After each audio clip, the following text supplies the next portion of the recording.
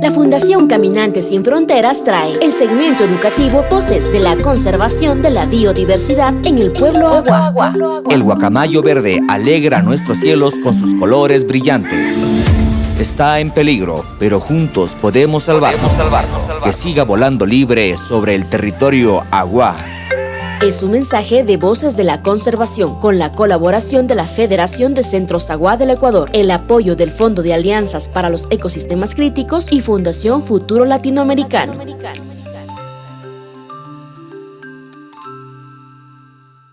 Fundación Caminantes Sin Frontera, Karamdi. Urusa Kamdamida. Pichpara Kuiragin Soashpa, Puebla Wagin.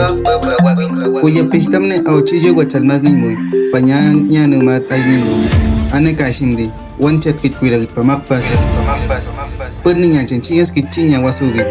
Ane Masakainami Pichpara Kuiragin Yan Wendu Fekaigasa. Cara que Wendu Fondo de Alianzas para los Ecosistemas Críticos. Cara Fundación Futuro Latinoamericano.